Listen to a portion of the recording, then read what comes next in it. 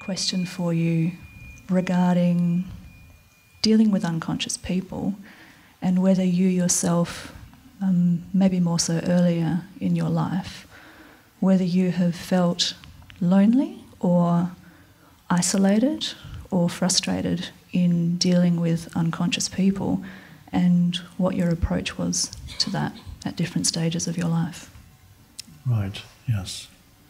Thank you.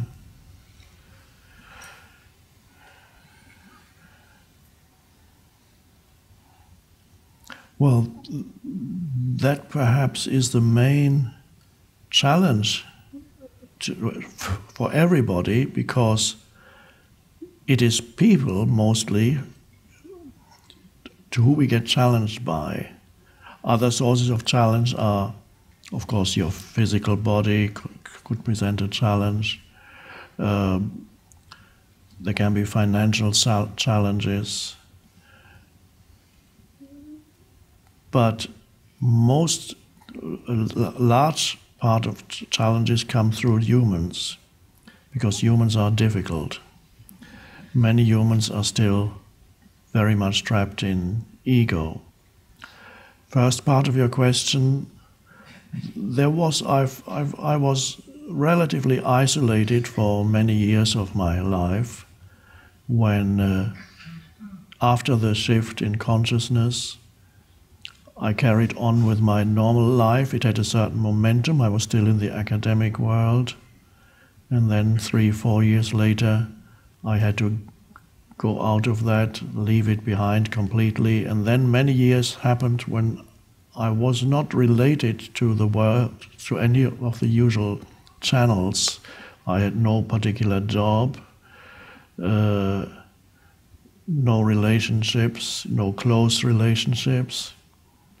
And I spent many days, weeks, months not seeing that many people. And gradually, people would come to me for advice. That happened gradually, it slowly grew through word of mouth. And then I had that kind of relationship with humans. But throughout, there's always challenges.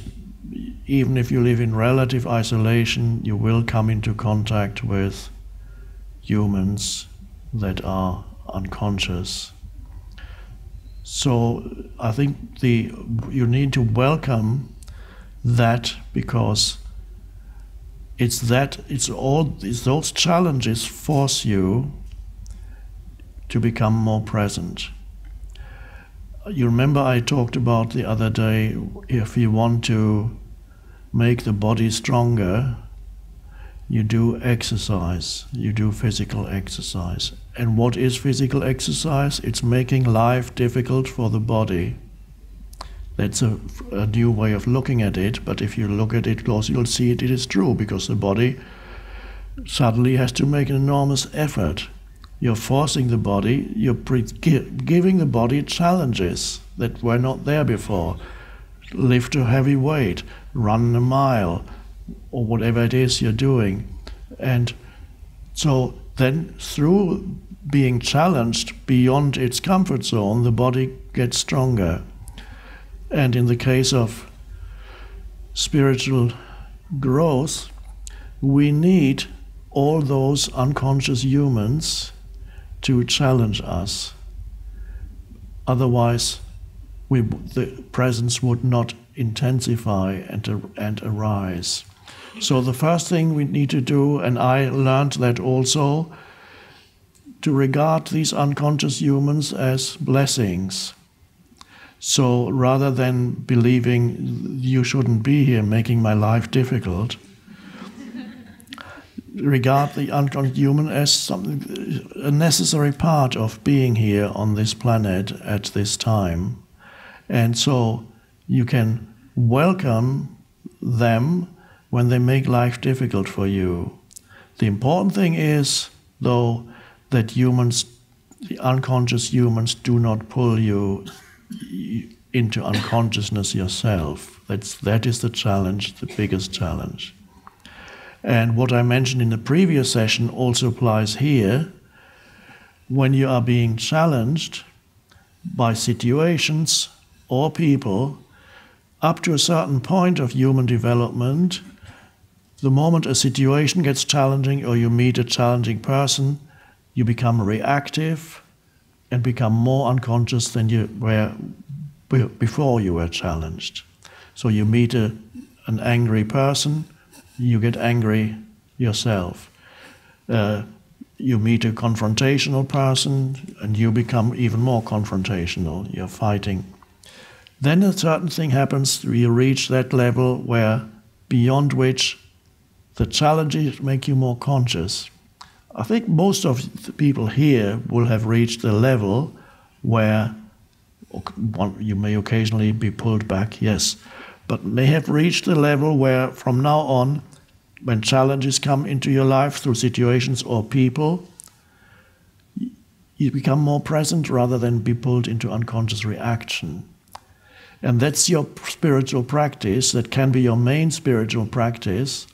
So if you realize relationships are your spiritual practice, whether they are short relationships or at work or family relationships, if you can shift the way you look at relationships and then regard relationships as spiritual practice, it's much easier to deal with unconscious humans.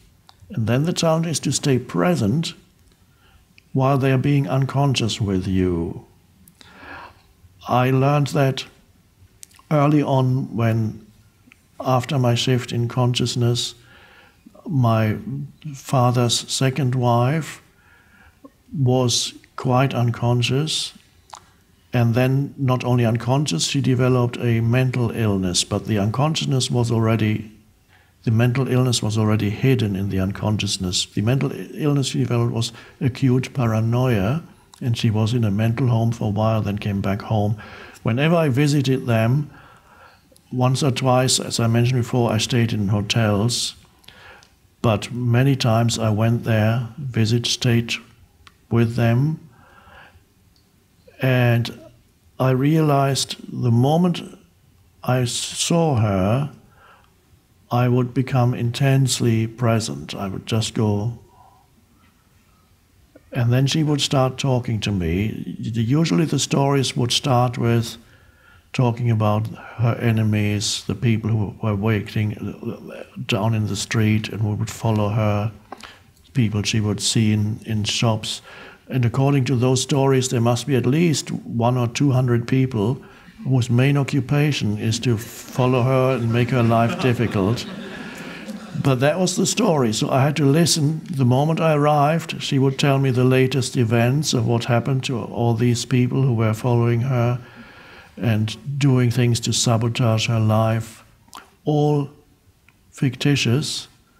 And